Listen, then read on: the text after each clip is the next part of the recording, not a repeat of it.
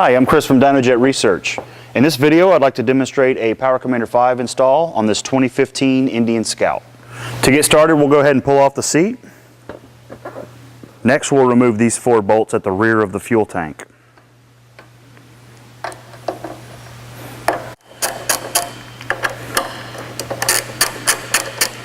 After disconnecting the vent lines at the rear of the fuel tank, we'll lift the rear of the fuel tank to unplug the fuel pump electrical connector and disconnect the high pressure fuel line.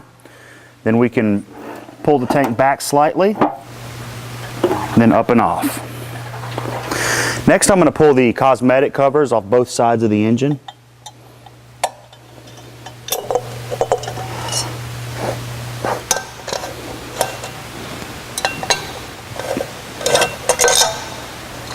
After removing the cosmetic cover on the right-hand side, I'm going to remove this bracket that secures the thermostat housing behind the cosmetic cover. And that'll give me some flexibility in the radiator hoses to access the front fuel injector. We're going to start routing the Power Commander harness. The module is going to sit right here behind the battery. We're going to take the pair of crank connectors and route it straight down just in front of the rear fender, down the right hand side of the bike. Once you get to the swing arm, you're going to want to go in front of the swing arm all the way down to the bottom of the bike. After routing the Power Commander's crank connectors all the way down to the bottom of the bike, you'll come over here just behind the side stand and you'll find the stock crank position sensor connectors. We're going to plug the Power Commander in line with those stock connectors. Once connected there, we'll use the supplied zip tie to secure the wiring harness to the regulator rectifier bracket. Next, I'm going to secure the Power Commander's ground wire with the small ring lug to this stock common ground right here on the left side of the frame behind the battery. After that, I can use these supplied Velcro strips to secure the Power Commander module to the back side of the battery. Then I'll route the main harness of the Power Commander forward, following along the inside of the left frame rail.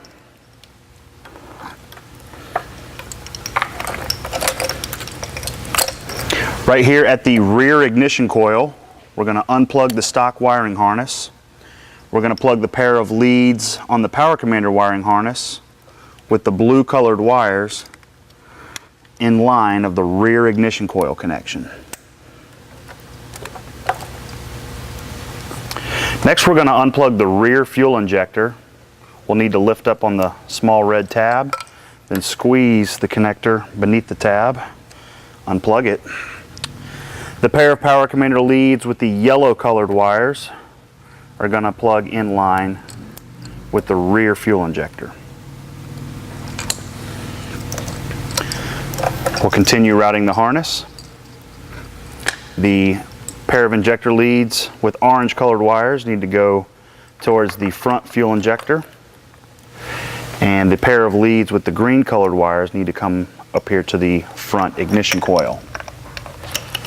Here at the front ignition coil, right on top of the front cylinder head, I'm going to unplug the stock wiring harness from the front coil.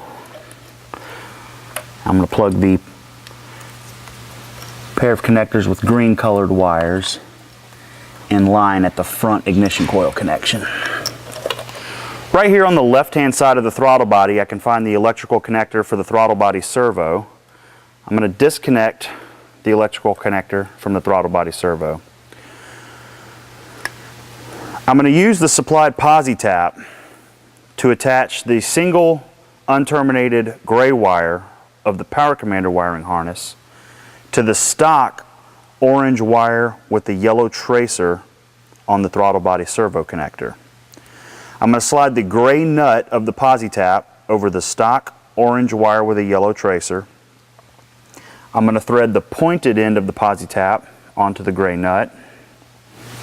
I'm going to slide the red nut of the posi tap over the Power Commander's gray wire. Insert the gray wire into the body of the posi tap and thread the red nut down on top of it. Once I've attached the gray wire to the stock orange wire with yellow tracer, I can plug the throttle body servo connector back on.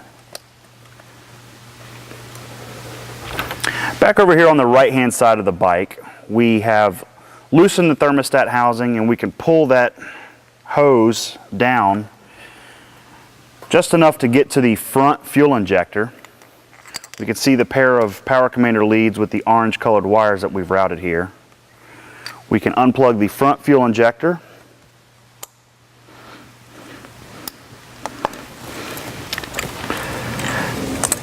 And then plug the Power Commander leads with the orange colored wires in line with it. Once all of the Power Commander's wiring harness connections are plugged in, we can install our Ohto Optimizers. If we trace the cable coming out of the rear O2 sensor, we can trace it to a connector sitting right here. Pull that connector out, unplug it. Plug one of the supplied Dynojet Ohto Optimizers into the bike's stock wiring harness in place of the stock O2 sensor. After connecting, you can push those connectors back inside. The front O2 sensor connector is a little bit more difficult to access. I'm not going to be able to show it on camera, but if you trace the cable from the front O2 sensor in the front head pipe, you can trace it to a connector that sits directly below the radiator fan. You'll need to plug one of your Ohto Optimizers in there as well. And now that we have the Power Commander installed and the Ohto Optimizers plugged in, we can begin to reassemble the bike.